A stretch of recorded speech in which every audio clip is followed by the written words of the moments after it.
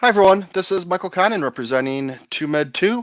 We've got your fix, and this is TooMedToo's Bacta Tank. I want to just start off by thanking my Patreons. This show is brought to you by them. They help, support the channel and everything that goes along with it, whether it's, me buying memory and, whatever it entails and websites and things like that. So they are Rural Farm Boy, Kylo Customs, Kylo Ren Flores, Mr. Rez, and Chris from Kentucky. And tonight, our featured guest is someone that I think a lot of you know.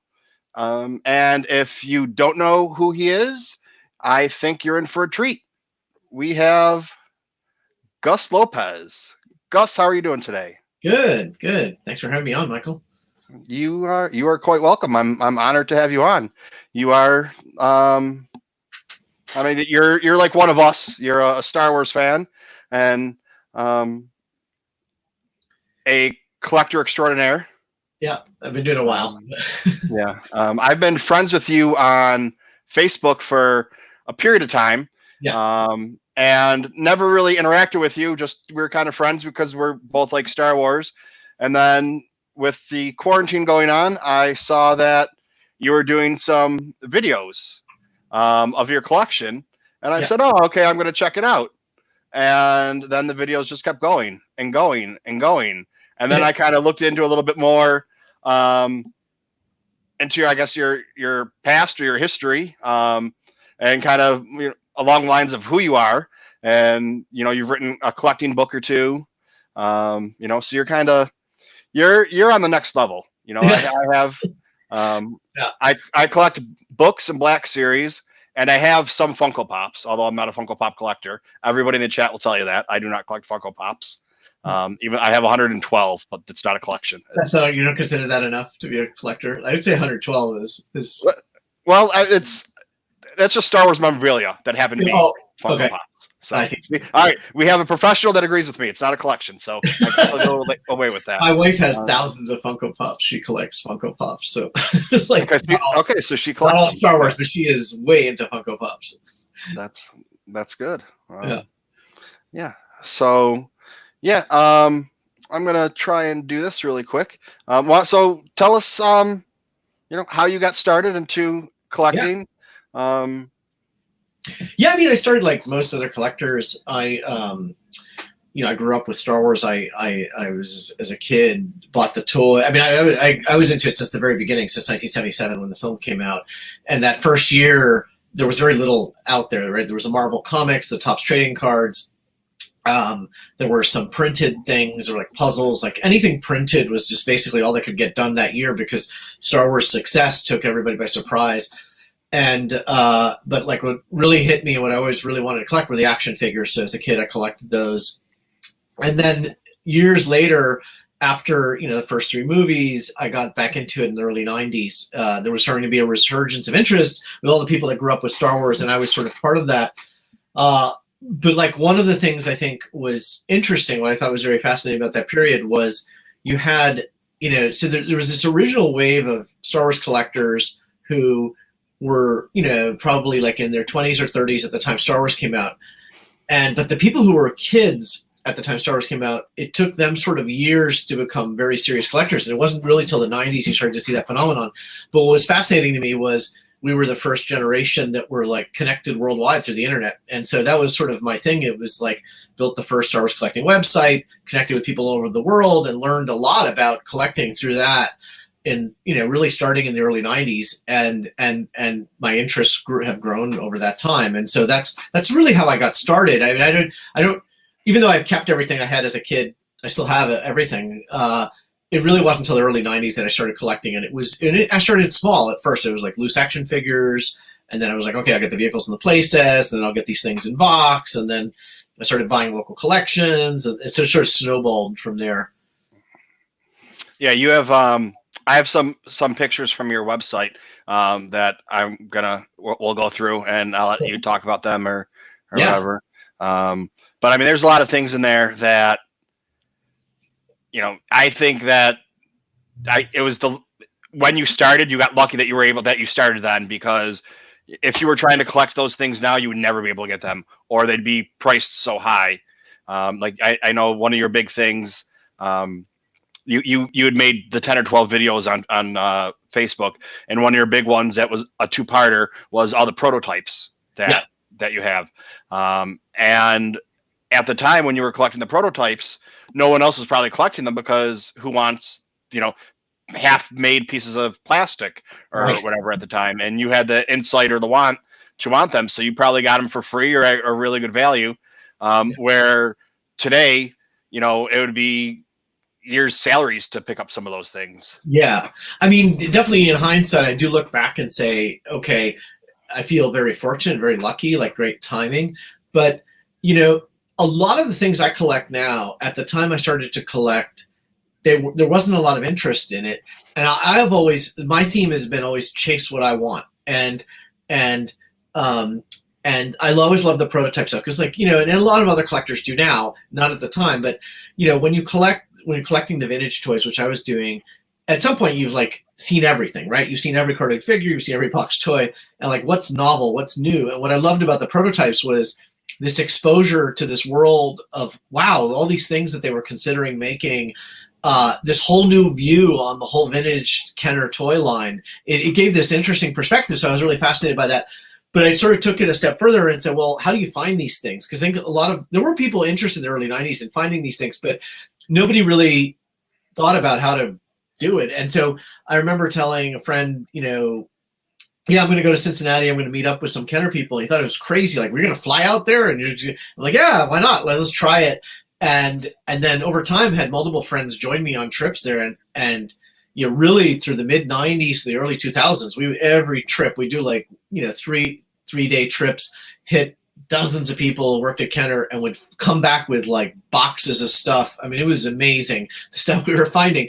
And eventually others sort of, emulated the idea, but it was we were just really interested in that stuff before it was mainstream. And for a while it wasn't very mainstream in collecting. And I would say other areas I collect are similar, cast and crew items. Duncan Jenkins and I wrote a book on Star Wars cast and crew items. At the time we wrote the book, it's still a major esoteric area. Nobody really cared about it, pretty obscure. Now there's a thriving community of cast and crew collectors. It's a whole big area. But for me, it was always chasing what I enjoyed. And my perspective was, look, if 4 people care about this area or 40,000 care, it doesn't matter to me. I just love it. I'll always like that area. It turned out that a lot of these areas took off, and partly was I was publicizing it, had a factor in it. Once people see it, it becomes a bit more popular.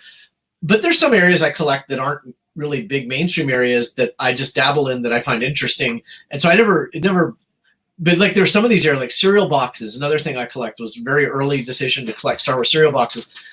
And now there's a thriving community of people collect food items and cereal boxes. So yeah, I mean, it's easy to look back and go, oh, you're lucky, good timing. But I would argue that today there are still so many untapped areas of Star Wars collecting that people haven't explored in depth. And I think they're just sort of wide open. But it to me, my view has always been follow what you like, and don't worry too much about what other people are collecting.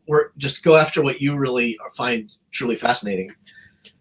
Yeah, I'm almost positive I have some pictures of the cereal boxes on there, and that's really interesting. The collection you have, and the different variants and different countries, the way that they have them set up and everything, and then what you have displayed, and then your stacks that you have. Now, how many cereal boxes do you have? I have I think my last count was 2,100 different. They're all 2,100 different Star Wars cereal boxes. And in the early years, it was, so I picked cereal boxes as an area because it was challenging but relatively controlled when I started. So in the mid 90s, up till then, there'd been less than 50 cereal boxes that they'd released up through the mid 90s. So there's only in a few countries: US, Canada, Australia, United Kingdom, New Zealand. I think that was it for any countries in the vintage years. Canada, I don't know if I mentioned it. Anyway, but then the special editions came out, and then the prequels came out, and then Clone Wars came out. It was just so I got into this sort of slippery slope where I was well, I have this pretty extensive cereal collection.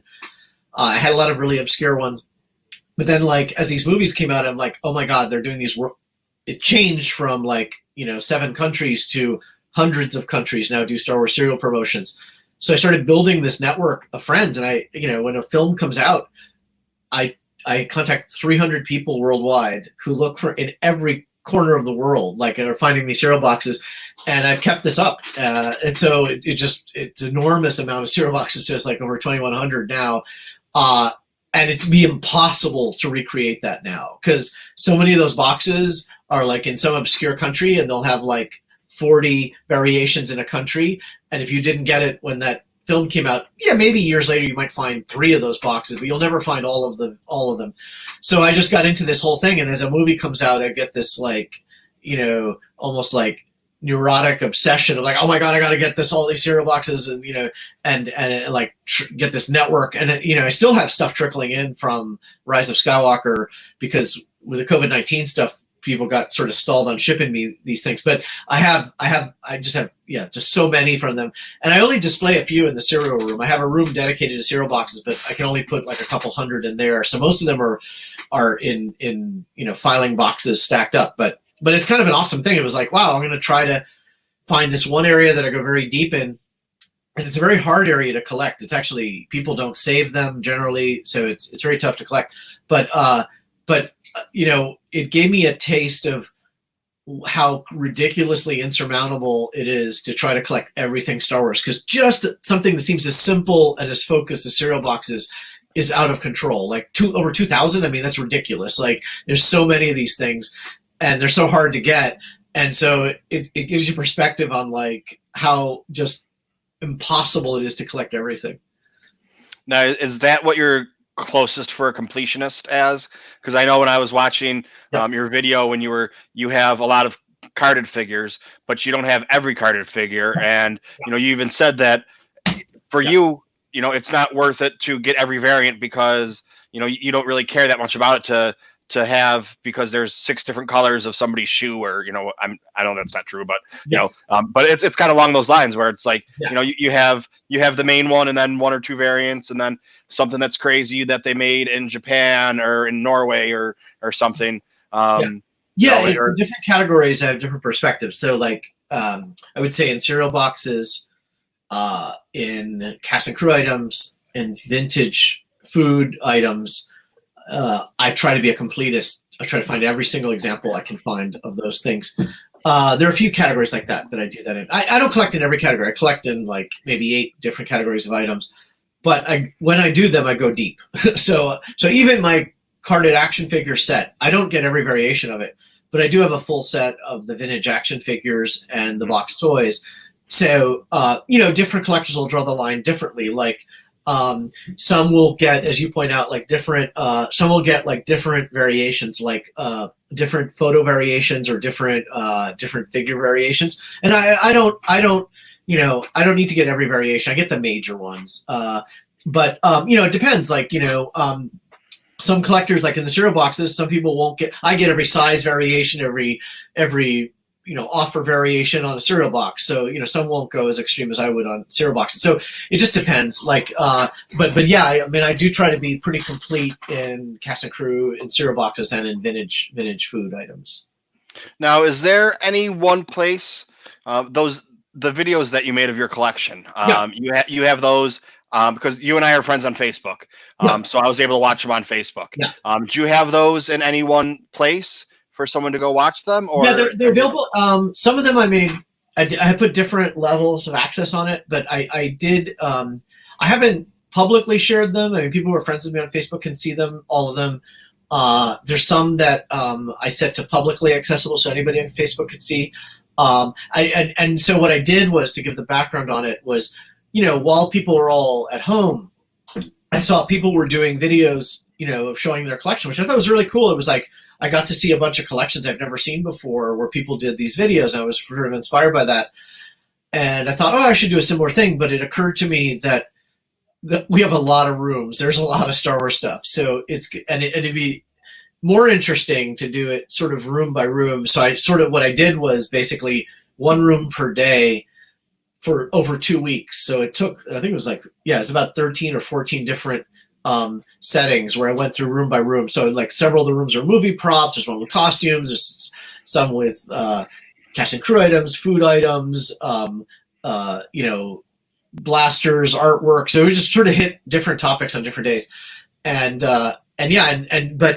at some point I might make them all publicly accessible, like on YouTube or something. I haven't done that yet, but it was just more a thing to share on Facebook, let people see it. And it was a different way to do a tour, because I've done TV shows and things like that, or podcasts and stuff, and video where we try to hit through the whole collection in 1 hour, and it's so fast paced, and it can be interesting to do it at that pace, but it's more fun to go in depth and just sort of geek out on one category for like an hour. And that's sort of like, we spent, like, the prototype one was 90 minutes. It was like 90 minutes in a room just dedicated to Star Wars prototypes. So we went through everything in that room. So it was just kind of fun to do it that way, just be in depth.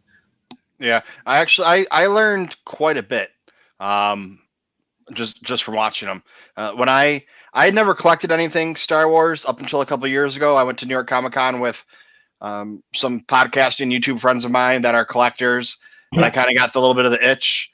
And I came home and I'm like, I'm going to go on eBay. I'm going to order a couple things, and I learned a lot, because it's like what I tell people now is, you look at something on eBay. If I have 3 things and I'm going to sell them, instead of selling it for $60, I'm going to put them on eBay for $80, $90, and $100, because you're going to look at the price and see, oh, that $80 price is a good price because it's the cheapest one. And you don't know that you're paying $20 more or $30 more for it.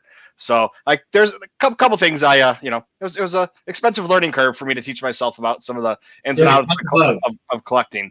But yeah, so it's now I've been getting a lot of the ever since the past Triple Force Friday, I've gotten all the Funkos that have come out and all of the Black Series, and I'm thinking about taking it easy on those and going into the vintage.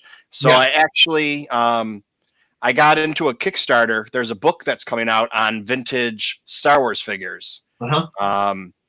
And it was supposed to already be out by now, but it's delays in China because of the everything. So I have that coming. That I'll then give me a little bit more information on the figures themselves, so I can actually tell. And then I'm going to have to go with loose figures. I can't do carded figures. That's right. Loose figure. I mean, the nice thing about the vintage stuff, see, a lot of times people, when they get started collecting nowadays, they start with stuff available at retail and all that. And it's nice. It's very accessible. It's a different kind of challenge when it's stuff that's at retail, because there's so many exclusives now for different retail chains. Some might not be in your area. Some might be online only. A lot of them sell out. Now people have bots that hit the sales. So it's just different kinds of challenges. You might have to pay scalpers to find some rare stuff.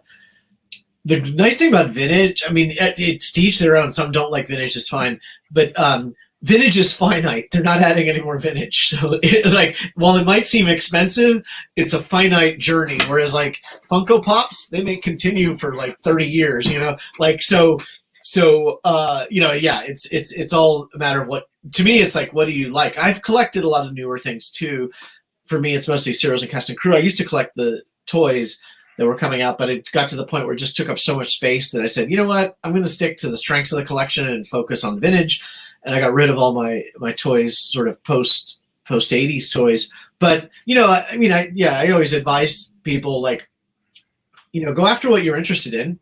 There's no rule of what you have to go like. A lot. In fact, that to me, like, people ask me, like, because I see a lot of collections. I go to people's homes, see collections all the time, and they say, "Oh, you must be bored seeing this collection." I go, actually, the only time I ever get bored with a collection is if a collection's like a Me Too copycat. Like, if it's just like a collection is just designed to like look like someone else's collection or follow what they think people expect, those are boring collections. To me, the most interesting collections are the ones, which is most collections I see, are the ones that express some taste. Like, somebody has this one character they collect, or a vehicle they collect, or from a certain movie, or they collect, the toothbrushes, or they collect cookie jars, or, to me, that's what's interesting, is when people, their tastes sort of influence a collection. And the only boring collection to me are the ones that try to like copy what everybody else is doing, because then it's just like not that interesting. But yeah, that's what I advise. That's what I've always done, is just chase what you want, and then your tastes refine over the years. Like, there are things I used to collect that I don't. Like I used to collect replica props, and then I started to collect original props used in the movies, and it got confusing having both. So I said, you know what, I'm going to get rid of the replica props and just focus on the original props. So, and which is fine because I could get cash from selling off the things I'm no longer interested in, which is actually a very healthy thing to do in collecting. Is like I bought these things, I liked them, I enjoyed them for a few years, but I'm not that interested in that anymore. So I'm going to sell that to parlay that into something else. So I did that a number of times, and in the process, you're pruning and really trying to focus on what is it that is you enjoy the most, what is the double down on the strength of your collection, cut back. Everyone's always limited on space and on costs, and so cut back on things that that are costing you a lot, taking up all the space that you're not as interested in, so you can focus on your strengths. Yeah, well, that's why the vintage collection would be perfect for me, because I'm in a New York City apartment. Yeah. And loose vintage would take up the least amount of space. Yeah. If I sold half of my Funkos and half of my Black Series and kind of, got it a little bit more fine-tuned on what I really want, that would buy me a good chunk of them, and I'd have a lot more room, and make my girlfriend happy too, until she found out how much, some of them are. So yeah. I'd probably, my best thing would probably be to sell off, to sell them, and then get the hard ones first. Get the Vinyl Cape Jawa and the R2D2 and with the pop-up, and get those ones first, and be like, I only bought two. I mean, it cost me $4,000 for the two of them, but she doesn't need to know that. She'll just be happy that it was the two. Yeah. No, I mean, the vintage figures could fit in a relatively small cabinet, and you have a funny story about the vintage figures. So it's really, that is what got me started back into collecting. It was complete my loose set of vintage figures, and it was easier when I started because I was putting ads in the paper. I would find them locally. There was one point where I had 5 sets of the loose vintage action figure, like 5 complete sets. And it was just ridiculous. I was finding so many loose action figures. Then finally I sold some of those sets and just kept my original set. But anyway, there's a museum in Seattle called the Mopop Museum, which is it's basically it's a museum for pop culture stuff, and it's a museum of pop culture. And I've loaned them things over the time, like Star Wars movie props, costume, things like that.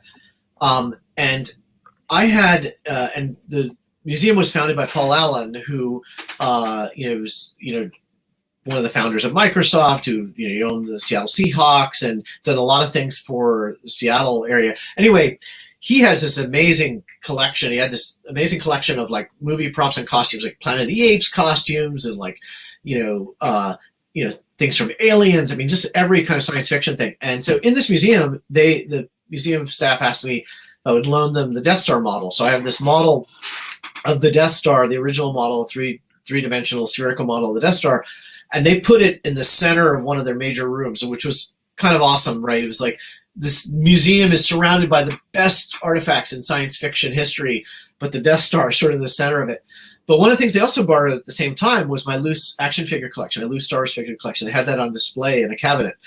And it would be fun to, sometimes I would go into the museum and just sort of hang out and it's a weird, surreal experience to be in a museum and have your pieces on exhibit, and you just watch how people interact with stuff you own. And people would, of course, check out the Death Star. It was pretty significant. They would interact with it. But the loose action figures was more of a conversation piece and more of a draw than all these major things in the room. Like, you'd have people would blow past all these amazing pieces to go, those are the Star Wars loose action figures. I had that one and that one and that. Like, it was interesting. It was very fascinating to see that, because it was something everybody could connect with who had experienced Star Wars. It was like, those are the action figures I had as a kid. And that people would come through and tell their families that that's the one I had, and that's the one I had, and that's the first one I got, and all that. Yeah, that's when I came home from New York Comic Con and decided I was going to get some. I went on eBay and I got I got a lot of the San Diego Comic Con exclusives. Yeah. Because those ones are all cool. And then I got a lot of like the AT-AT driver or the AT-AT. What do you say AT-AT or AT-AT? I say AT-AT. Okay. I say both because it just depends on. Yeah. I say both, but like the driver and a bunch of other figures that I had as a kid when I was growing up. So it's like the nostalgia, the sentimental value that I was getting those Black Series for. Yeah. And now I'm getting Black Series because some of them are really cool. Other ones I'm getting just because I have a bunch of them and new ones just came out. So it's kind of like I just got a case and a half of the last wave or two waves that came out.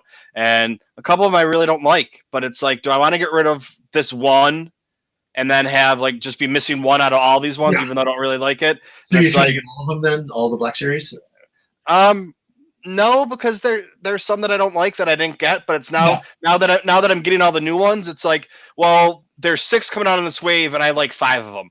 Yeah. Well, I might as well get the 6th one because I'm getting the other 5, so I might as well get this one to have Right. this little set complete. But if I was buying it by itself, I probably wouldn't be getting it. So when I do decide to downsize, there's quite a few of those that will be going. But all right, so there were a couple questions in here. Yeah. Do you have the boxes that you still have that are intact? Is there cereal still in the boxes, or you just have the boxes? Yeah, good question. Mostly no. There's a few that I have sealed for very specific reasons. Like if it's, for example, I have a 6-pack of those mini cereals where one of the cereals is C-3PO cereal, and so that one is all sealed. So that one I kept in the shrink wrap. But the by and large, food collectors don't keep the food inside. It's a pretty dangerous prospect, actually, to leave the food inside because you can have insects and rodents. Also, a lot of the food deteriorates and destroys the packaging. So it's fairly well accepted in food collecting to remove food from the packaging. It's actually preferred because you do a lot of damage. But I have saved some things sealed. I'm not after stuff sealed. I don't care. I don't pay extra for something sealed with food. But there are a few exceptions. Like, for example, I bought a case of C-3PO's cereal, the vintage cereal. Somebody had it in a shipping case and had a bunch of sealed boxes. And I've opened up a couple of those. We've done the celebration.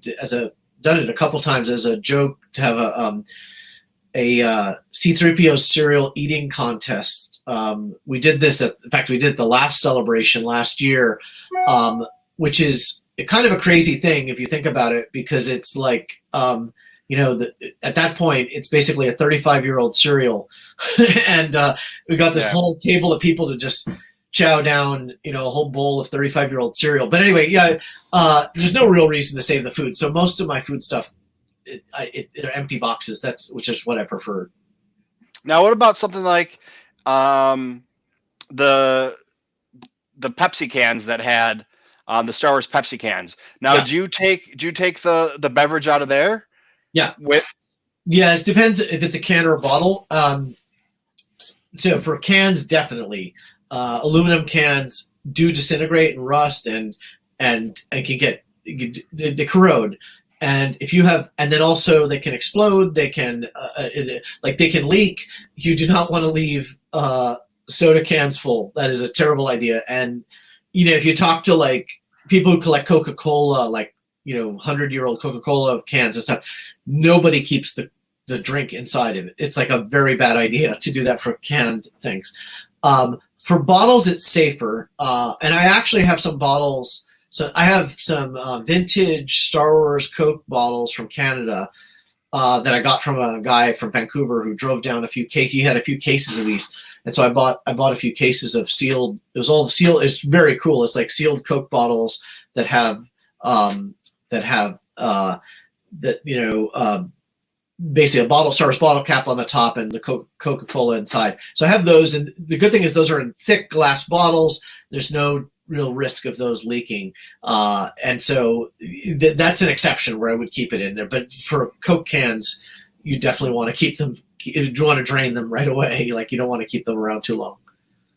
Now, did you? Somebody just said in the chat, you use a pin to poke them and get it out, or is there? I've done it different ways. Yeah, I mean, sometimes. Like on most of the vintage ones, it's usually a pin at the bottom. And that's one way that people do it. Sometimes if you open the top really gradually, just a little bit, you can pour it out through the top.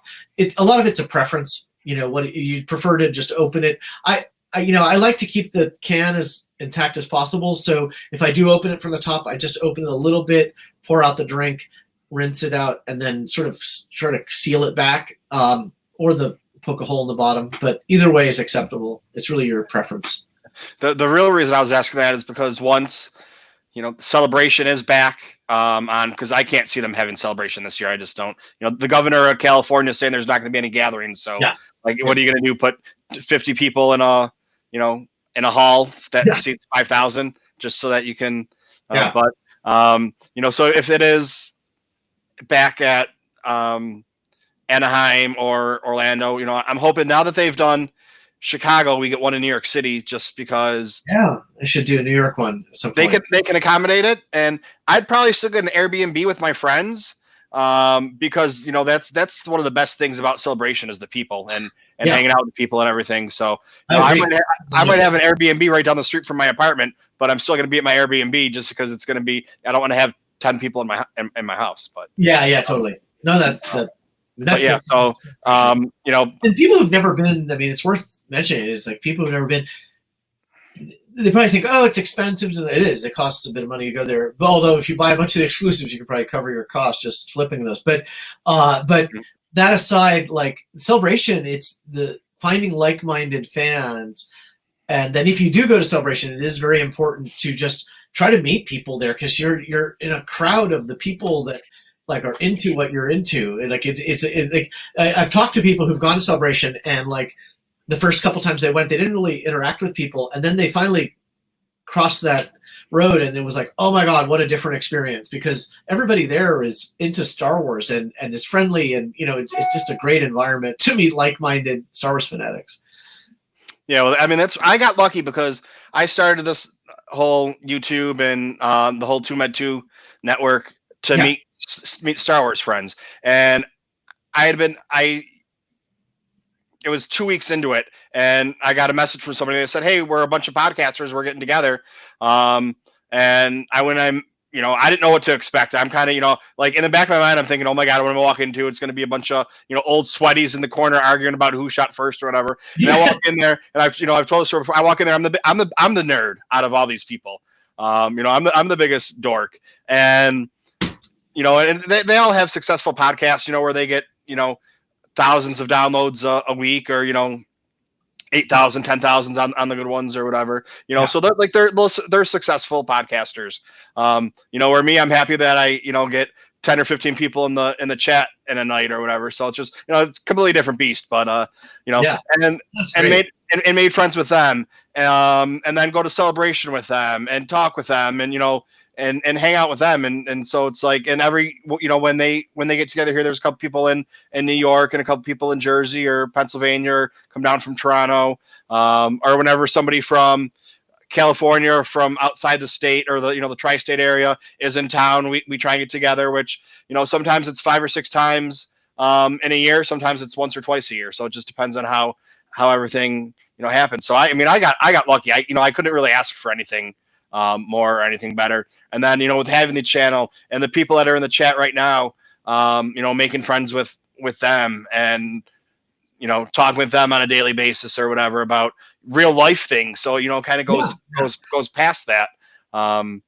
That's just so awesome about, Star Wars fandom in general, collecting in particular. It is, you build this network of people. I've had a lot of friends I've known for decades now through this, and it's really locally and nationally and internationally, actually, and it's really amazing. Like, the networks of friends that people build up over this.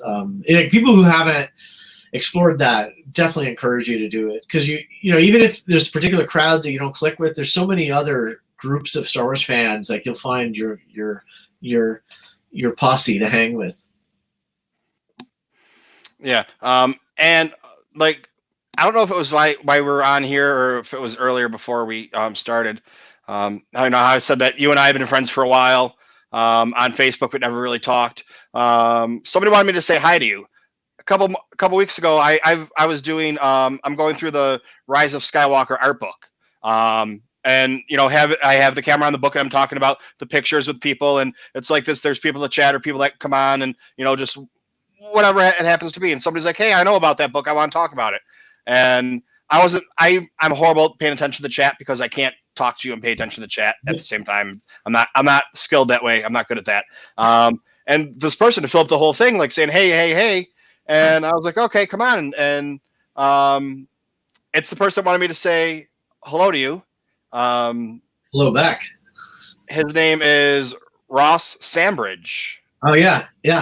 So he wanted me to say hi to you today. He the time difference in England, we were starting. It was Ross. Yeah, it's awesome. It was 2:30 in the morning there when we were starting. So is he on now, or he was on the other time? He was on the other. He's actually been on quite a few times. Oh, that's awesome. So that's what I try and start doing. Doing a couple like Trivial Pursuit. Why this is going on instead of doing it late. I usually do it late at night, but I've done a couple in the morning, or 11 o'clock here, 12 o'clock here. So it's midday for him or whatever, because it's a 5-hour difference. But it was great because, or when I've had other guests on, I'll be like, hang on, so let's come on and talk to you. Somebody that's in the chat right now, Pizza and Parsecs is a newer podcast, Dave and Liv. And they were on, and I said, hang on, somebody wants to come on and say hi to you. So he came on and said hi to you, and their jaws just hit the floor, and they just kind of sat there, and they're like you got, I'm talking with them. I'm like, you guys have any questions? They're like, no. And then later on, they're like, hey, and so it's like, it's just like bringing him into the fandom because he really didn't have a lot of people in the fandom like online. He goes around to cons and things like that, but not a lot of people online know who he is. And he just started Twitter, so starting that and getting that going for him. So it's just great watching people. I've brought him into a couple other chats that I've been on with people, and they're just it's just great watching their face. And it's like I'm just lucky because him and I were friends on Facebook but never talked. And then the one day he just saw my stream and he was like, hey, I want to come on and talk to you. So it's not like we've been friends forever. I got the inside track at it's just kind of the way it goes. And him and I became friends, and now I introduce him to everybody that I can, so that everybody can have a Snoke Wookiee in there as a friend. That's right. No, Ross is awesome, and it's like, those who don't know, he's actually played some significant roles in Star Wars. Right?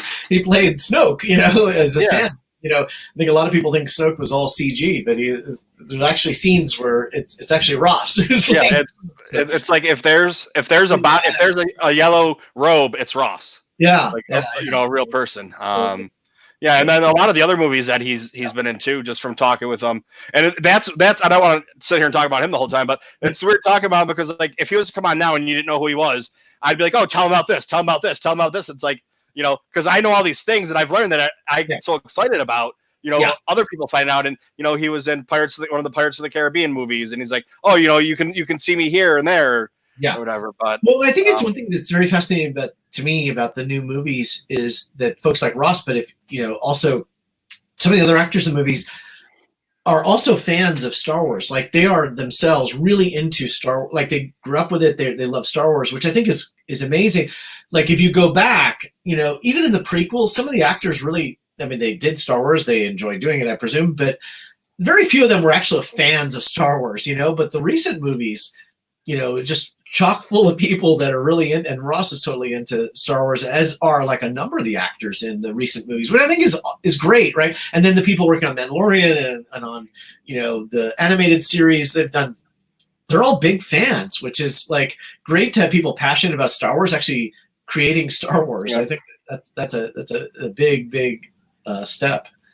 Yeah, I have somebody that was a Jawa in the original movie, and he asked me, like I when I first started the channel, or sometime in the past, I don't know, and he's like, hey, if you ever want me to come on and talk to you, I said sure, I'd love to, and I have no idea who it was because it was someone on Facebook that I don't know who it was. Well, a couple of the Jawa, if you look them up, several of them appear at several conventions. There's a few of them around that have done the autograph shows and stuff, and they get to some of the conventions, and there's a few of them around. But so it could be a number of them. But it's kind of cool that people who played a Jawa can still, decades later, still be Yep.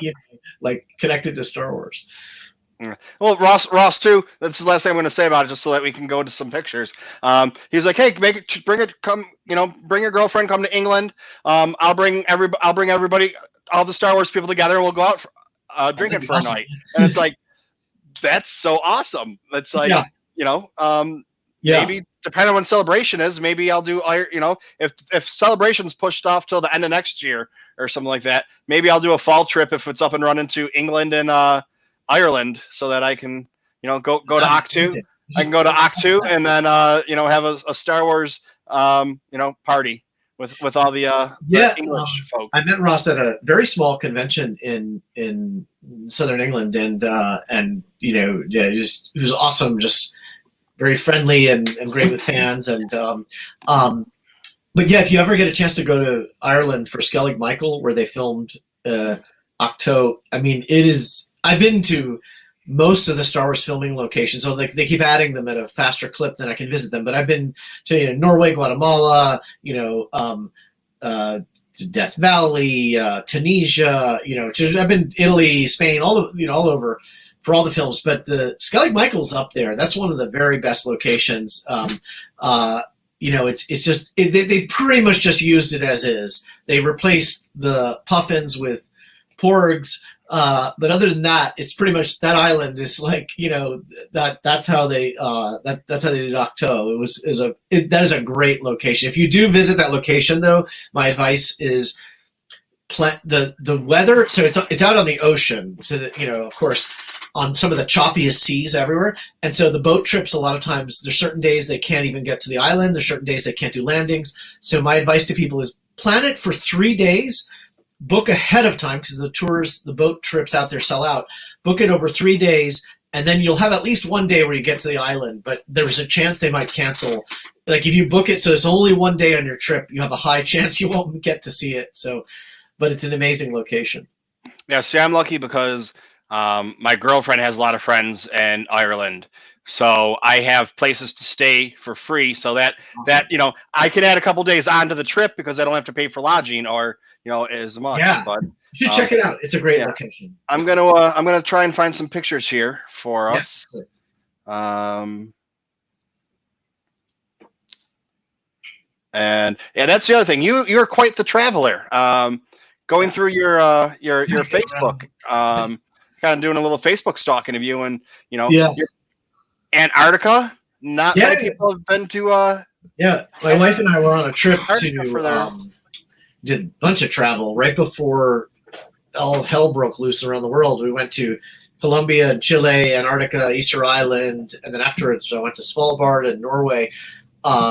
So we were traveling for like over a month, and then the whole time like COVID-19 was coming down. But in that trip, we didn't actually. On that trip, I only visited one Star Wars location. I went back to Finse in Norway at the end of the trip. But I just love to travel in general. When I can combine it with Star Wars, it's even better. But not always combined with Star Wars. But if you go to BOBACABANA.com, that's the site for like our collection. And some of my wife's stuff, and most of the pictures are my stuff. But I sort of have it broken down roughly by rooms. And so if you click into any of those, you can see. Well, let's start off with the cereal boxes. Yeah. So this is the cereal room. You'll see a bunch of pictures here, just different walls and different cabinets, and it's a room. If you can imagine, like the photos probably captured this. It's like 360 degrees of cereal, floor to ceiling, of just cereal boxes. In general, because as I said earlier, I can't put all the boxes in one room. You need like an airplane hangar to do that. So I just take the highlights. And so it's mostly the vintage ones or just really interesting ones that I put into the cereal room. For many people, actually, when they tour our house, they just love the cereal room because it's just so bizarre. It's just like this whole room dedicated to Star Wars cereal. It just kind of cracks them up that you can fill a room with just Star Wars cereal boxes. So, but yeah, it's one of my favorite things to collect. All right, so let's see. We got the cereal there. It's a lot of cereal boxes because people were asking. Yeah. And then I'm trying to see if I have a picture. You have a couple different Lucky Charms and a couple Yeah, different tricks yeah, because they're different variants or that's right. special or Some will be like sticker offer, or poster offer, or card offer, and then they'll be different sizes. Like you might get tricks with the same yep. offer in different sizes. And then, But I mean, some of those that you're seeing there are really tough. I mean, those are vintage boxes from the 70s. Like, as I said, like with food collecting, people generally don't save the packaging. They save the premium. So pretty much any toy, any kind of toy premium that's ever been in a cereal, people have saved it. But the boxes, no. Like it's just very rare for people to save boxes. So that's kind of what drew me to it. It was so hard to collect it. and then the one I was really interested in was the one that you had made up, or from Celebration 5. Oh, okay. I believe it was, of all little mini boxes. Oh yeah. That was yeah. So I run the collecting track for Celebration, so I put on the program and all that. And one of the things that we introduced with Celebration 3 was doing giveaways at each celebration. And one year we did like Star Wars parody cereal boxes, a small set of cereal boxes. And so basically the way it works is people who attend the collecting panels at Celebration, they get a free giveaway at every panel that they attend. And so we did cereal boxes one year. Yeah, what you're showing there, those are technically not Star Wars. Those are Spaceballs, the action figures. Those are the actual props from the movie. So in the scene where the where Dark Helmet is playing with the action figures, those are the action figures used in the film. Okay. It's part of Star Wars. It's part of Star Wars. It's Star Wars related, so that's why I got them. And let's see what you got in here. This. So I don't know if there's another picture in here, but there is. Yeah. Further down, you get a better picture of it. Okay, so you have a bunch of blueprints and things like pictures of things. Here you go. This one right here. Death Star model. Yeah, so that's the original Death Star from Star Wars: A New Hope. The only one they made. So they made one 3-dimensional model, and yeah, that was picked that up 21 years ago now. But yeah, it was one of the first actual prop things I ever picked up for my collection. I knew some guys that owned it and had basically saved it from being destroyed and thrown out. And these guys had it for about 10 years. And I had told them like, hey, I get that you probably want to keep it, but if you ever decide to sell it, do let me know. And at one point they decided they did want to sell it. And so I just did a deal with them, and that's how I ended up with it. But yeah, it's obviously a fairly significant Star Wars piece because it's one of the most prominent things in the Star Wars universe, right? The Death Star appears in so many different films, and so that's the one from the first movie. Yeah, and then this was the other one, Carrie Fisher from Hoth. You made a joke in the video that they have everything down to the makeup color and whatnot. Every detail is in there. So if you ever wanted to be a cosplayer, I think you said, you have it right there. That's right. That's exactly what it is. They have makeup sheets for several of the actors. They have surfaced, and that's the one for Leia, the Hoth outfit. But it's kind of cool. Like if you wanted to exactly do the makeup that she had, that sheet has every bit of detail, like the brand and where they applied it and all that there. Yeah. So this one's the food room. So outside of cereals, I also have a room it's sort of half food items and half store displays. But and this is just a mix of stuff. But I love the food products because they're so varied all over the world. They're just really interesting, and the store displays are also a fun area because store displays are generally obscure and tough to find. And so these are just some of my favorite store displays. But yeah, you see, I was talking about the Coke 6. Those are 6 packs of some of the vintage Coke. So those are the sealed Coca-Cola bottles from Canada. There's some high C and Swedish soda, some Japanese candies. So yeah, these are just some highlights of the food room. And what's great about food items is like they tend to use their own. There's so many different licensees, so it varies a lot country by country. They tend to have their own unique graphics. They're hard to collect because you have to find people in other countries in a lot of cases. But yeah, it's a very rich, diverse area to collect. And then vintage. All right, so here we go. Yeah, so this is, I have a room dedicated to just the vintage action figure collection, and so here you'll see like just so along two of the walls of the room I have just the carded figure collection on display, and you can see them, there in some of the shots there, and then there's also a bunch of boxed toys in cabinets as well, and then but the vintage, it's funny. The vintage toys and packaging, like even though I've gone on to collect other things, it's something I never get sick of. It's really, to me, the foundation of Star Wars collecting is the toys, and so just really enjoy that set. That is such a significant piece to me. Okay, I know it all depends on grading and what kind of deals you find, but if someone was to collect loose figures, approximately how much would it cost? I know that, like I said, there's variables in there on. You can still find a lot of them. It depends on if you're trying to find it with accessories and the condition, and but there are a lot of them you can find around $10, a figure loose. But if you want a high grade loose figure with the accessories, it might be more. But they're available. Some of them are rare though. Some are in the hundreds of dollars. Like it just depends on the action figure. Some are in the thousands, and there's a couple very rare variations like double telescoping Ben and Darth Vader. Those are in the thousands of dollars. But yeah, most of them are reasonably affordable. It depends where you buy them. You buy them at local shows. You can get sometimes good deals on the action figures. So yeah.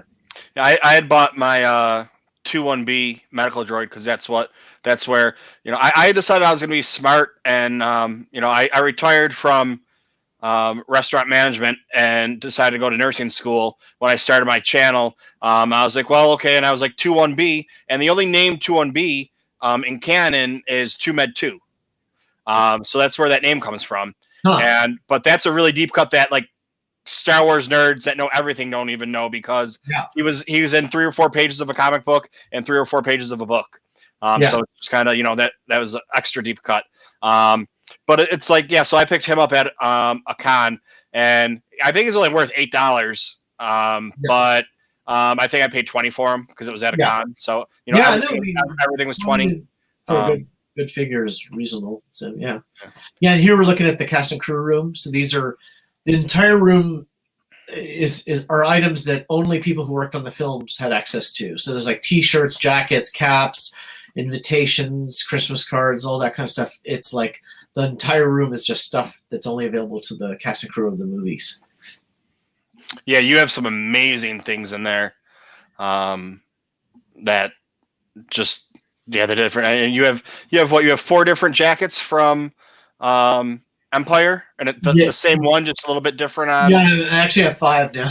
Okay. 5 different. They're all slightly different. There's 3 major variations of those jackets, and I have all 3 of the major variations. And then, each one is customized slightly differently. So, but I'm just sort of hoarding them at this point. And these are some things in our living room, like. The photo to the left there is the ladder, Luke's ladder from Dagobah from The Empire Strikes Back. So as you see the yellow ladder, that's actually the one he uses to climb into his X-Wing when he's on Dagobah. And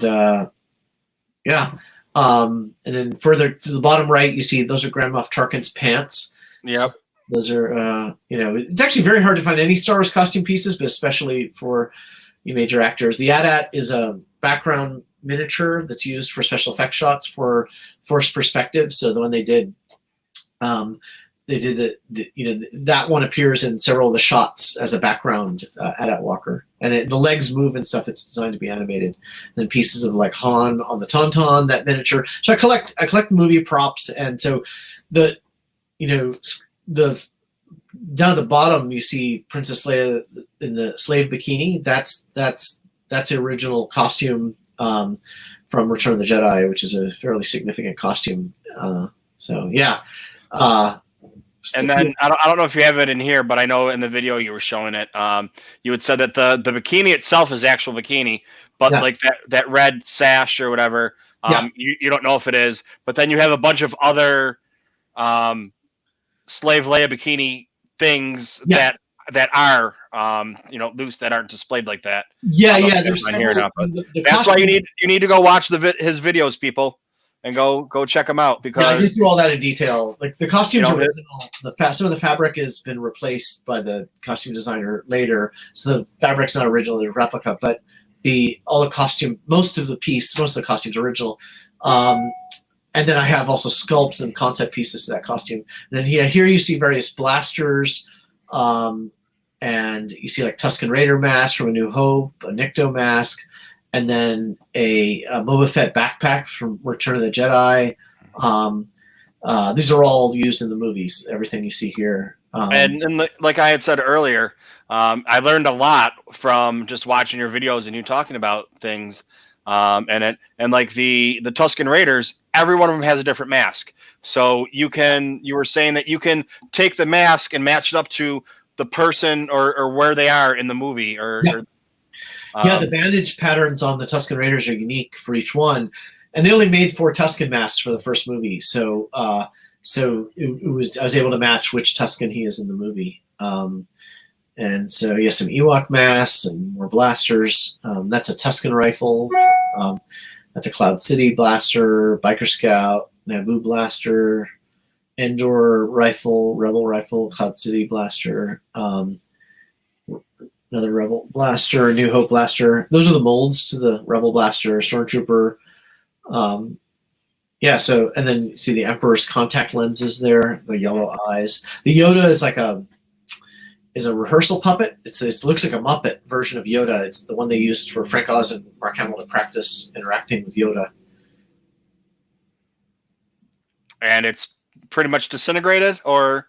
No, it's actually in really good state. Actually, the original Yodas are all disintegrated. So the ones used in the movie all disintegrated. But this one, because it's more made of foam and fabric, it actually is held up quite well. But it wasn't designed to be screen used. It was just designed to have the motion of, like, it's designed like a Muppet, but it's so that they could practice it. But it wasn't designed to last. But it's actually lasted quite well. Ironically, lasted better than the original Yodas from the movie. Let's see, what do we have here? Yeah, these are just some of these are Star Wars parody items. So the costume to the left is from Fanboys, is an Imperial costume from Fanboys, and the one in the middle, that's from Zack and Miri, if you're familiar with that film. Yep. In that film, they make a parody Star Wars film, and those are the costumes used in that film. Yes, it's a parody Star Wars film. Yeah, so to speak. Yeah.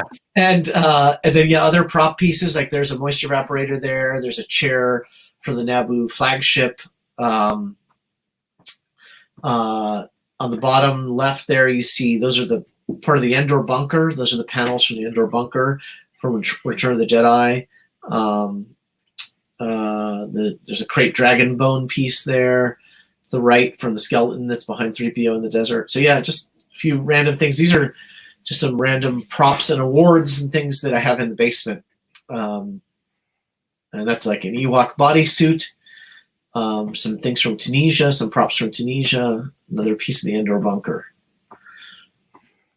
So now, do you get to a point where you keep adding to the collection and keep adding to the collection? You get to a point where you need to make room for stuff. What do you do with that? Do you give it to? I know you're friends with Steve Sansweet, correct? Yeah, that's right. Yeah. Do you pawn stuff off onto him, or pass it along to him? Yeah, we trade stuff all the time. I mean, and find things for each other all the time. I mean, there are areas where we overlap, and so we help each other out. Like food promotions, that's something we help each other out extensively on. And sometimes there's things I'm not as interested in that I pass on to him, and vice versa. He'll pass things to me. So yeah, and I'm also a board member of Rancho Obi-Wan, Steve's museum. So if you ever once, of course, you can reopen because of COVID-19, but soon you can visit. In Petaluma, California, he's got this amazing museum of like the largest Star Wars collection in the world. So I highly encourage people who haven't seen it, you check it out sometime. It's really awesome experience. Yeah, some of this stuff is artwork from Kenner, some of the prototype artwork and concept art for various toys. Yeah, and I don't want to take up all your time. I'm just kind of Yeah. scrolling through this stuff kind of Yeah. quickly. Let me Yeah, know when really you need. good. I do need to go a little bit, but if you had any other questions or things you wanted to go into. Well, I'm gonna sit if anybody. Let's or I'm trying to get back here now. Yeah, take your time. All right. Does anybody want to come and ask a question? Does anyone have a question that they'd like to ask? You can come on and ask it. If anyone can't get on, go ahead and ask it in the chat, or if they don't want to come on and say it. You know, I've already watched all of his videos, so I've already seen the pictures. That's where, you know, if I hadn't watched his videos yet, we could probably spend an hour or two on, just going scrolling through the pictures. But not everybody has that much time. Do you have anything cool from Attack of the Clones? I guess that would depend on your definition of cool. Yeah. Yeah, I have a few things. I think what's really jumps out there. So I have Attack of the Clones. I don't have a lot from Attack of the Clones. Let's see. I like drawing a blank. Yeah, I have. So I have some minor pieces. Like I have a grenade from one of the soldiers. And let's see. There isn't a whole lot out there for. I mean, I have tons of cereal. Actually, for cereal boxes, it was that film had the most ridiculous amount of cereal items. So it was because Nestle did this promotion where they had these like 3D cards on the front of the cereal boxes, and they had 6 different cards. So they would do like one cereal, like Cheerios, and they'd have 6 different fronts, and that would be just Cheerios in one size. And then they'd have, so in some countries they had Cheerios in 6 different sizes times 6 different cards. So it's like 36 boxes for just Cheerios in Mexico. And then they'd have it on 8 other cereals. So that promotion drove me insane because it would be like some countries it was like over 100 boxes just for one country. So that was all from Attack of the Clones. That was one of the wildest things from Attack of the Clones. I have a few toy things from Attack of the Clones. That I liked. I really liked the Jango Fett large size action figure, that deluxe set they did. That was pretty amazing. But yeah, not a whole lot. I mean, about a ton of pretty much all the cast and crew item from Attack of the Clones. Pretty much, pretty extensive set of that. Yeah, and that's where I'm saying like the little while that Gus and I have sat here and talked, and I'm not exaggerating at all. Those very few pictures that you saw that I was scrolling through, compared to what he actually has. I mean, he made 12 videos that are a half hour, 45 minutes each, and the whole time he's just showing you things. He probably could have spent a lot more time going more in depth, but you find out that he has original, I think, Tusken Raider bandoliers. That's right. And you have the one and only Luke Skywalker belt from Star Wars. And the original belt, Luke from A New Hope. I mean, because even the pictures online just scratched the surface. The videos probably the most extensive way to cover it, but the videos went into a lot of detail. But there's so much stuff to cover. But there are some pretty significant pieces. I mean, like Luke's belt from the first movie, Leia's slave bikini from Return of the Jedi, the Death Star model, Han's jacket from Bespin. The screen match to Harrison Ford, Tusken Raider mask from the first film. I mean, there's a lot of stuff that's, fairly significant. Boba Fett's backpack from Return of the Jedi. Yeah, I mean, it was just, I'm definitely go, if you got some free time, whatever you're doing when you're on your cell phone on your break from work, go watch, 15 minutes of it, and you can pop it out in a week or two, or without having to sit down and actually do it. I mean, I did. I watched them all in a couple of days after. At first I was watching, and it's this cereal guy. Okay, he likes to collect cereal boxes, And then I went back a couple days and I was like, holy shit, like look at this stuff. Like he's, it's like I mean, elite collector status is. Now you said that Steve Sansweet has, or Rancho Obi-Wan has is the biggest collection of Star Wars. Yeah. Where do you rank on that? Do you think? Well, I mean, I'm not. I mean, I don't. In general, I tend not to be.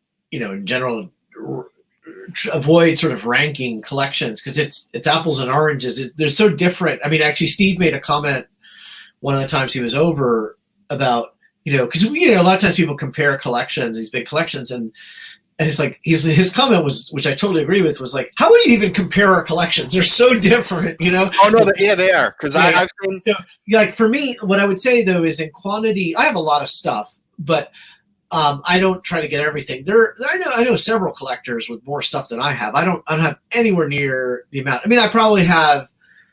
I would guess I probably have like somewhere between 10 to 20,000 items, which is a lot of items. But there are people with way more than me, that push that into the high tens of thousands or the hundreds of thousands, such as Steve or Duncan Jenkins. They have a lot of stuff. So yeah, I mean, my thing isn't quantity. Mine's more about finding obscure things people don't know about, or they're very hard to find or very rare. And I have a lot of that stuff, but my thing isn't really the sheer number.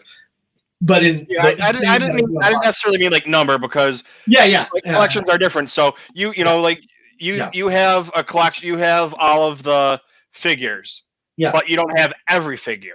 Some people have every figure.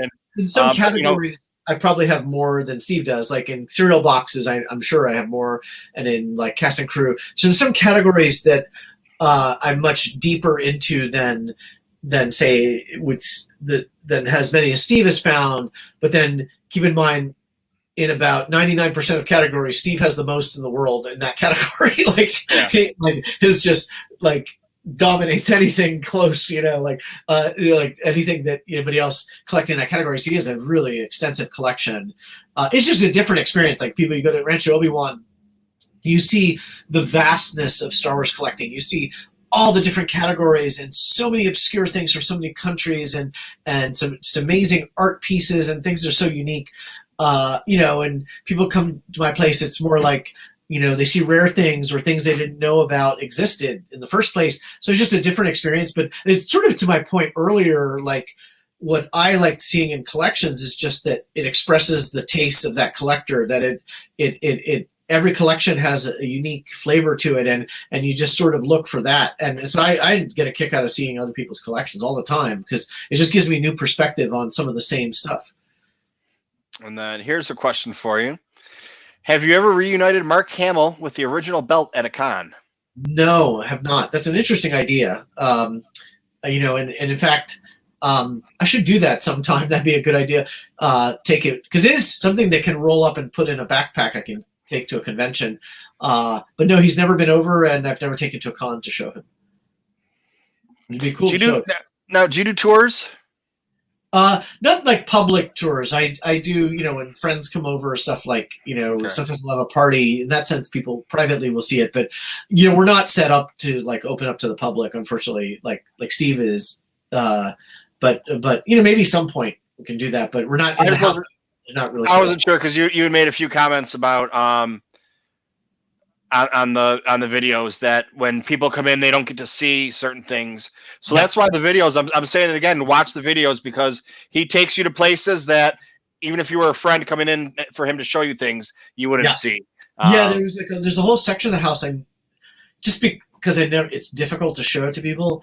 But on the stairs leading up to our bedroom, like in our house, our bedroom is on the top floor, and all along the stairs going up to it, there's a bunch of Star Wars stuff. But it's sort of in this area of the house that it's a pain to show it to people, so I never really show it to people. But there's actually a lot of good Star Wars stuff there too. So I showed that on the video tour, which is something people who've been over had never seen before.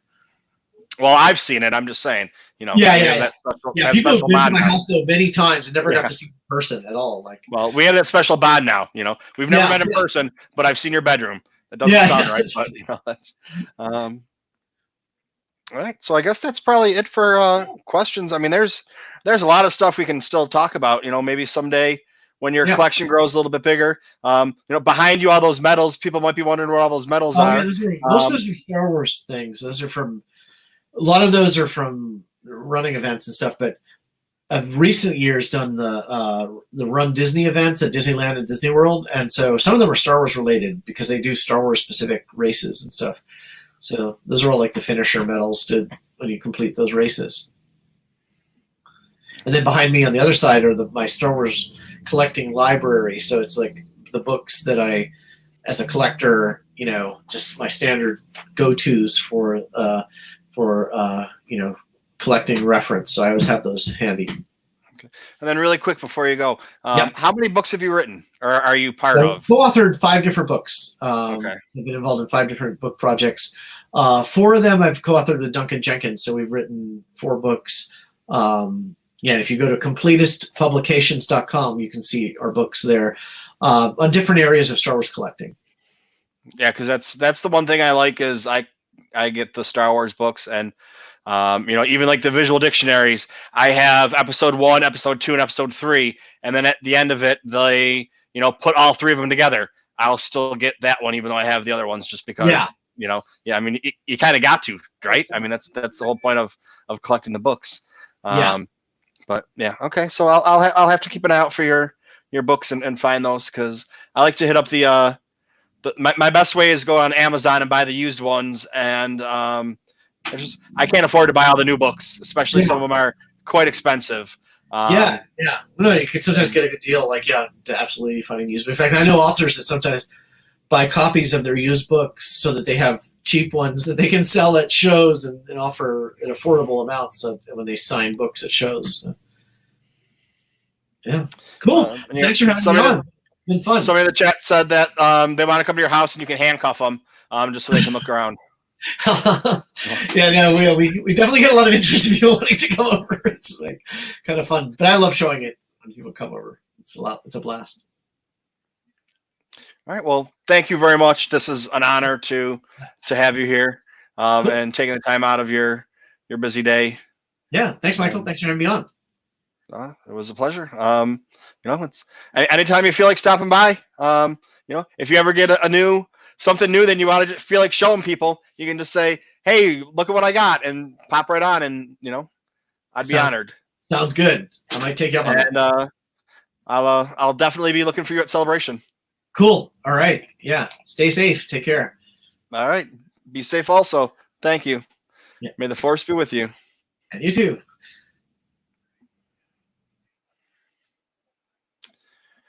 All right. So that was Gus Lopez. And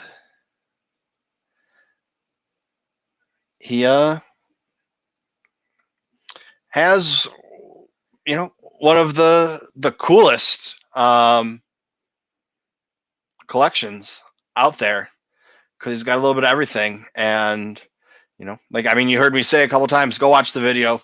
Find him on Facebook or DM me. I'll shoot you the link so you can find it or whatever. And it's just us talking and showing the pictures don't do anywhere near the justice of what he has. He's got a little bit of everything, and a lot of some stuff. So yeah, you saw those pictures, and he's got the bandolier for, like I was saying, the Tusken Raider, and whatever. So all right, now anybody want to come on now that you're not gonna be shy and embarrassed? I know Ronnie tried to come on, but he couldn't get on because he has that problem with his phone. He can't get on here. Anybody want to come on and talk some Star Wars? I'm trying to think if we got any Star Wars going on. Any news? I'm not sure. It might be a short one today, but I am single for the next week, so I'm probably going to be doing some Fallen Order. I I might even do it today. We might just do a short one today, and I might get on in a little while and play some Fallen Order later on. But yeah, so I have something open today. Luckily, I saved it from last week. Otherwise, I wouldn't have anything. It is a book. We have a book here. And I have something coming this week so I'll have something for next week. And then I should hopefully be having some, I should be all right. I should be able to start ordering some stuff. I have some stuff that was ordered that was supposed to come in June, but it's already ready to go. But I don't know if you guys know this or not. There's a fucking pandemic going on, and I'm a little bit short on cash to be buying toys. So that got put on the back burner. So I don't even know if I can still, if I have to reorder the toys or if they're just kind of sitting there or whatever. But all right, here's the book we got. But yeah, I should be pretty good in well, by next week I will be. Oh shit! Oh yeah.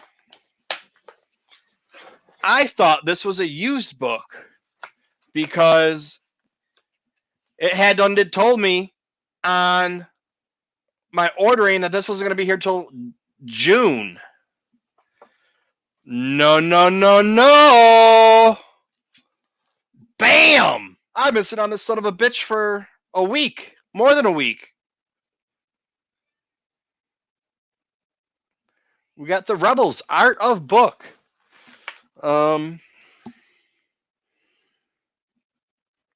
Yeah, so there we go. I've been sitting on this bad boy. So I'm gonna have to talk to Patrick and Rural Farm Boy and try and get through that Art of Book, so I can do this book, and then I also have that other book. I might have to just start doing a couple here and there every day, maybe. If I don't have anybody to help, because now me and Rural are on different schedules. Well, I'm off now, but I don't know when I go back to work. I got all my. I finally went to the doctor, and I finally got a test. I was the first one in New York City out of the NYU, Langone, whatever the hell hospital group, that got the antibody test. But I got that done on Friday, and it's going to be sometime this week. But even if it comes back negative, that I don't have the antibodies, doesn't mean that I didn't have the virus, because it can take up to 6 weeks. I'm sorry, up to 4 weeks until the antibodies are at a high enough level where you can, they show up for the test. So basically, if I show up negative for this one, I need to get tested next month. And then if it's still negative, then I never had it. But yeah, so they can't really tell anything. But yeah, I'm trying to think. There's a little bit of Star Wars stuff going on. A couple more people coming in. But we don't really know anything about it. So it's like, hey, we got these people, but we don't know what they're doing. I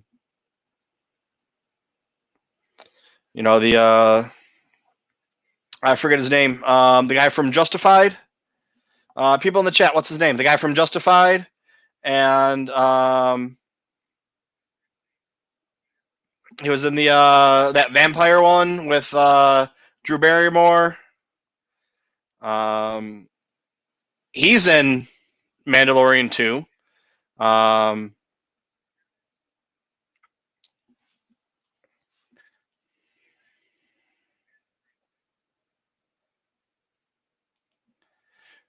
Yes, Mr. Rez, thank you. That's why I need my people here, because I can't do it all without you.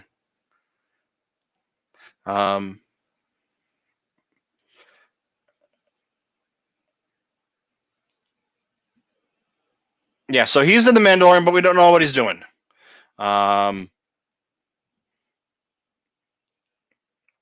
and it's just maybe he's playing Thrawn, maybe he's just in there, maybe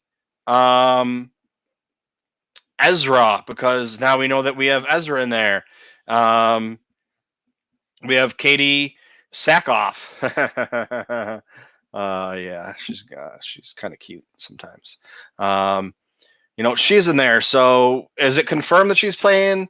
What's her name? I don't know. It's just confirmed that she's in there. I don't know if it's confirmed on who she's playing. Ronnie, go ahead and ask a question, brother.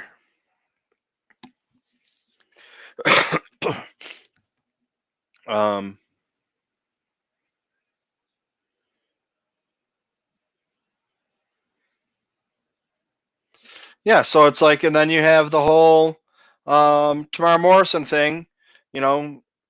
He's confirmed, and that's the big speculation that everyone's been talking about for a week or two. Is he Boba Fett? Is he Rex? Is he both? Is he somebody else? Is he another clone? Hollywood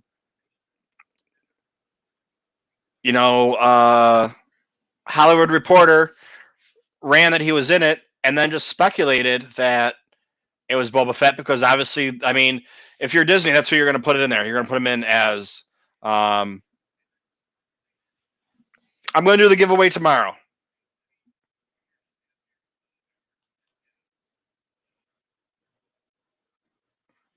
I'm going to do the giveaway tomorrow. But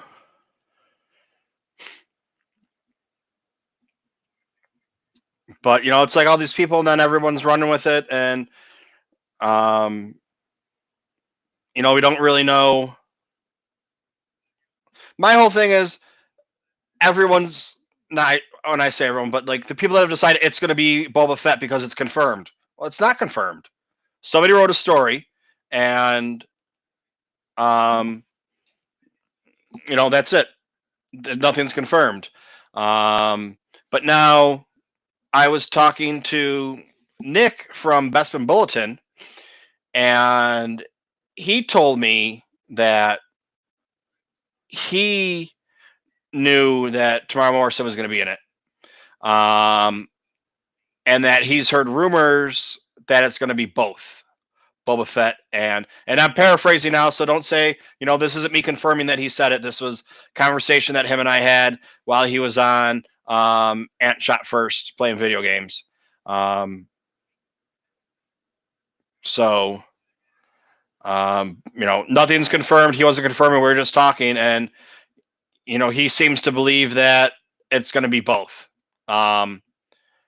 Because why wouldn't you have him play both?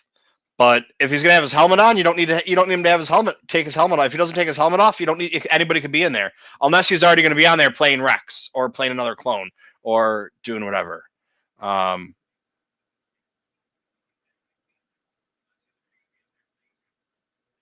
hang on, Jay. This one up here. Would it be possible to make an episode on Rebels that they found Ezra? I mean, yeah, that's what a lot of the speculation is about because Ezra's gone with Thrawn. And then Sabine and Ahsoka go to find Ezra. So there's so many different ways they can go with it. They can have them, the two ladies teaming up trying to find him. They can have, Thrawn and Ezra there. Is it going to be, are they, the people that are here, are they going to be playing, is it going to be a flashback?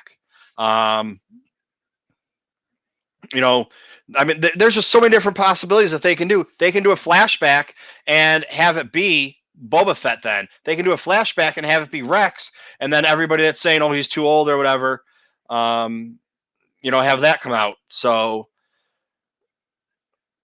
it can be, I mean, it's out there. The possibilities are endless, and we won't know until it gets closer and more leaks come out. And now, one of our people that have been the biggest and most reliable in leaks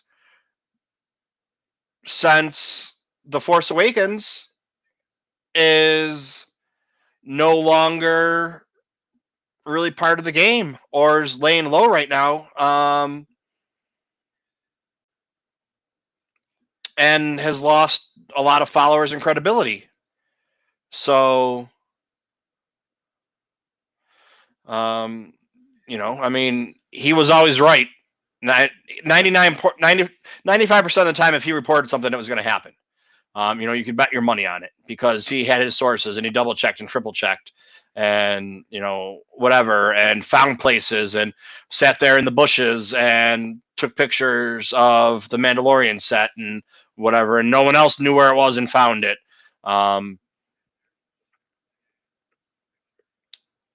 So, I mean, but I can't really see much coming out now. And then a lot of his friends don't want anything to do with him anymore. I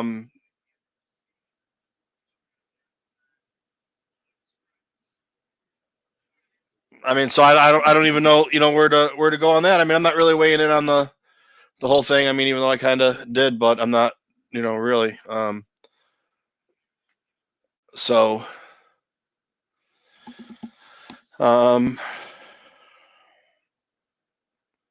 yeah, I mean, what do we got now? Who do we got for leaks? We got Bespin Bulletin, but he deals mostly with the European side and European filming. I mean, yeah, he's got his people over here, but he was,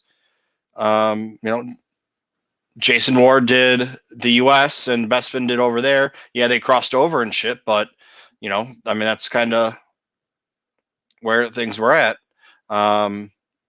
So we'll see. I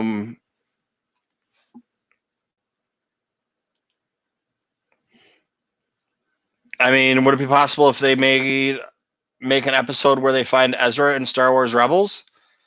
I mean, we have from some good sources, which I will say I believe them, that there is some type of cartoon in the works for Rebels 2.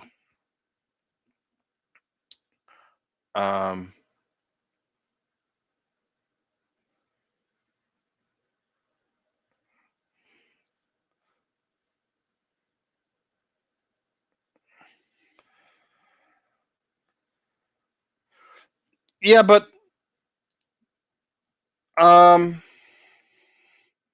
Best Bulletin, Corey and Noah. Star Wars Underworld doesn't really deal with leaks too much. Star Wars Newsnet doesn't really deal with leaks too much compared to other ones. I mean that's what Best Bulletin and Jason did was that's what they did. Every once in a while they'd write something else, but yeah, I mean, so we have the cartoon coming out. We know that there's a cartoon coming out. It hasn't been officially confirmed, but everything that Noah and Corey have told us has been true. So where does that go? And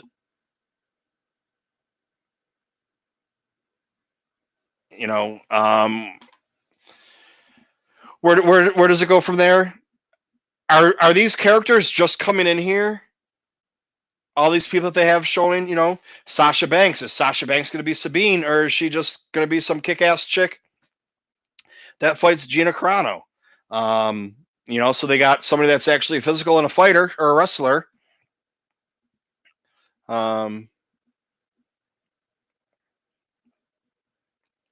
To do it, or I mean, so it's just right now everything's up in the air. Are they just going to be, like I said, are they doing flashbacks, or are they going to be on there for a quick cameo or a few minutes, or part of the show on different episodes completely, to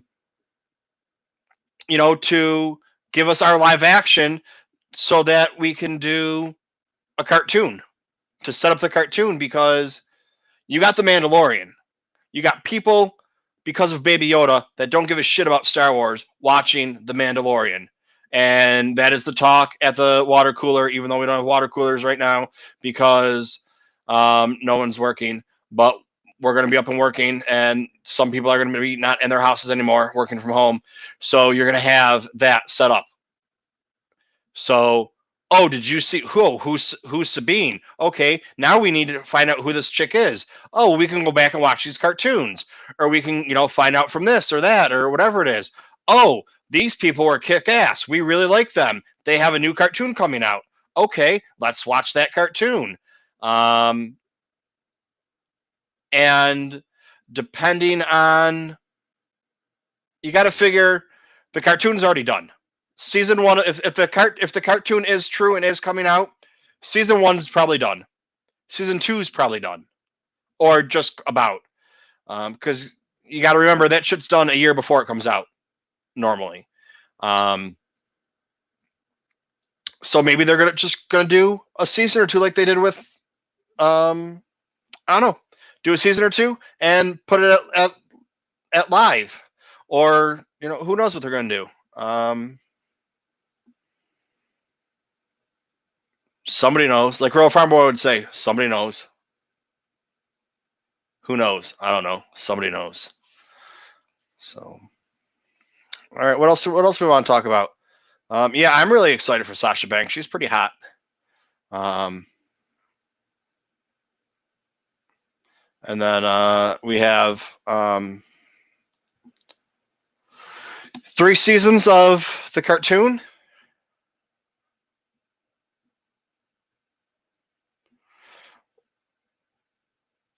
What if they didn't think The Mandalorian was going to be as successful as it was?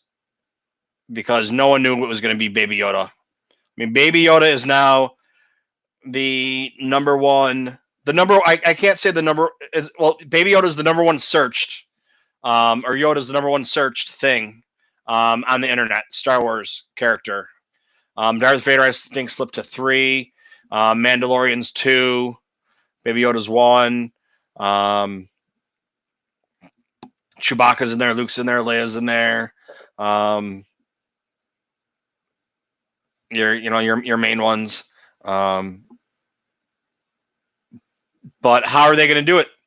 They're showing them live action to get people. They're just showing them live action and give us a little taste and get people ready to go just for the cartoon to set it up. The cartoon that's already been done for a year. The cartoon that was probably done when we went to Celebration last year. So, we'll have to see.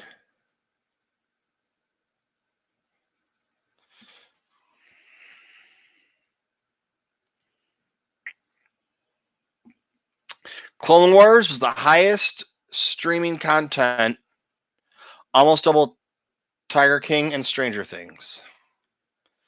2 things on that.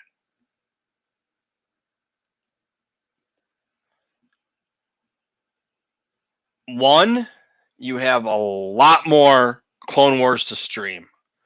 So it makes sense that it's number 1. And it makes sense that there's a lot because you have, if you just want to watch the arc, the Siege of Mandalore arc, you got 4 episodes to watch. Boom.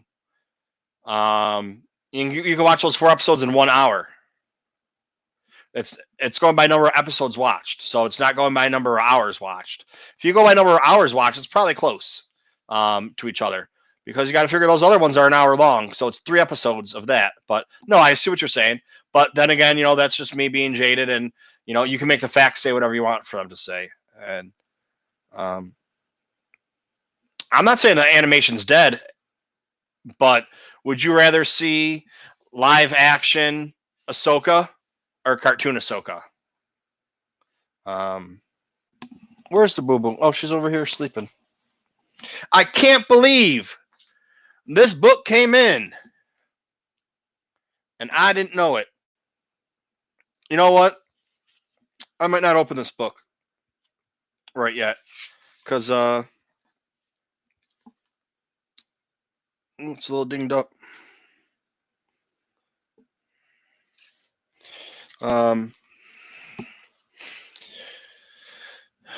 I gotta see, cause I want the deluxe edition.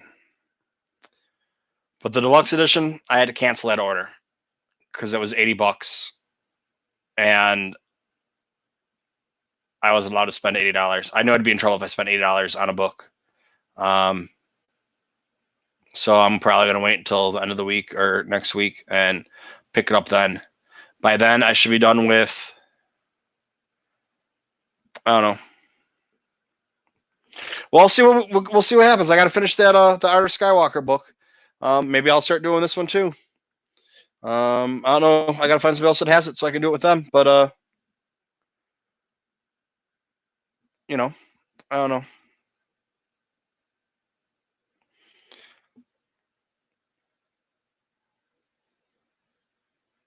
Yeah, I agree with you that some people might have a hard time adjusting with her in live action. I mean, there's already the two camps. Yes, live action is going to be great, and you're going to have I can't think of her name right now. Who's playing her? Rosario Dawson is going to be great, but then people want Ashley Eckstein. So, it's one of those things. You damned if you do, you damned if you don't.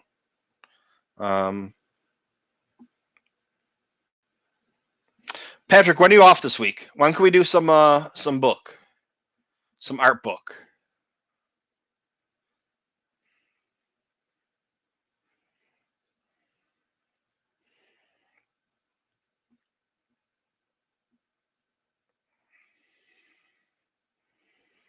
I might start just pumping out some art book, and the other one, you're not off till next Monday.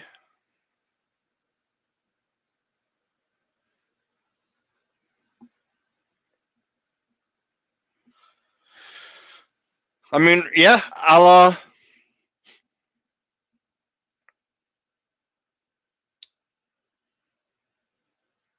I can bring Rez on the screen to talk about the art book, and just not his picture because he doesn't want people to see his face because he's got that warrant out for his arrest. So he doesn't like to show his face, and just whoever wants to come on and talk out. I gotta get through some of this stuff.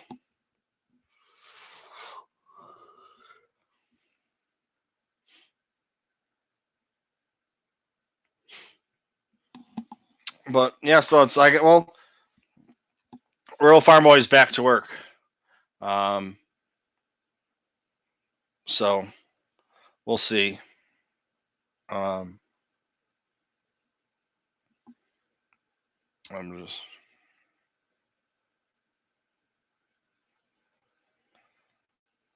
just checking this out here real quick.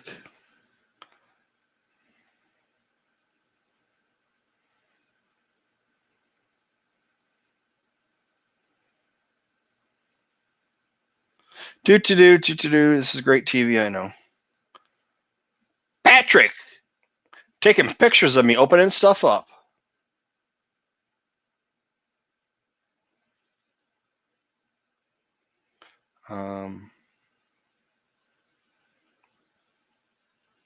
Yeah, so I gotta figure out. I got that book now. I want to do that book too, and then figure out whatever's going on. Where am I here? I'm trying to find this here.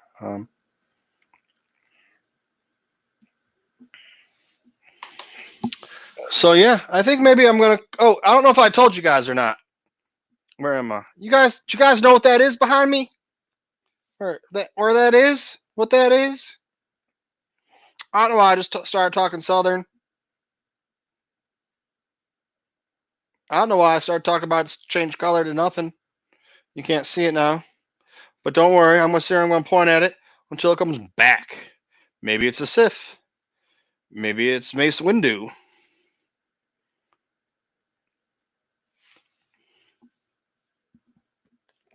But all right, I think that's gonna be about it for tonight. I already opened it up, Rez. I already opened it up. Next week there's going to be a box. I can guarantee it. I don't have any more to open up, Rez. I've been out of work for over a month now. April 10th was my last day that I worked.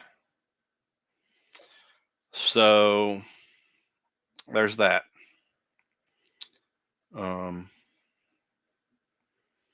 But if things go the way I foresee them happening, tomorrow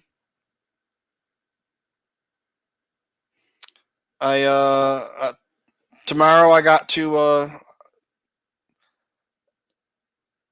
do a couple things, make a couple videos, mail some stuff out to some winners and to some other people. And then I'm going to be playing a lot of Fallen Order, I think, and just relaxing, watching TV, because it's bachelor pad until next Monday. I'm not bored at all, man. I got you guys to talk with, and I got videos to edit. You know what I'm going to do? I'm going to edit my video with George Mann in the next couple days. I'm going to put that on my Patreon feed for my Patreons.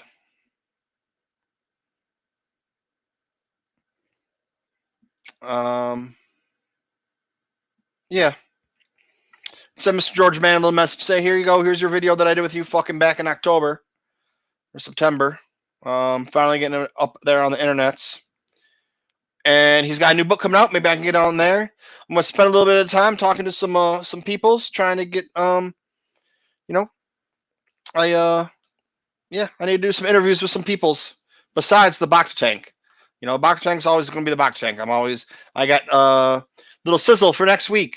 I have one of the longest running Star Wars podcasts out there.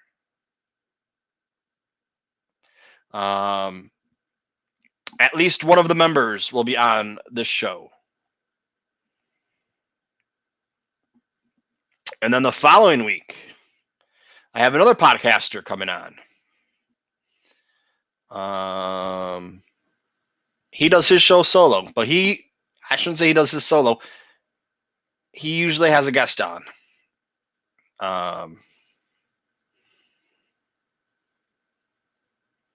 And then I'm working on some people for the following weeks.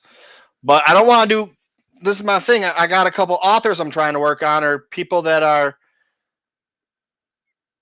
more of a scheduling issue, where, like when I did Dominic Pace and George Mann on the same day.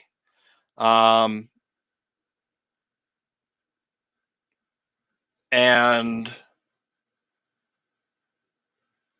I knew I was doing Dominic Pace that night, and I was at the doctor getting my medicine, and I was walking out of the doctor's office, and I'm like, well, I got to go get my pain medicine filled, so shit, let's go.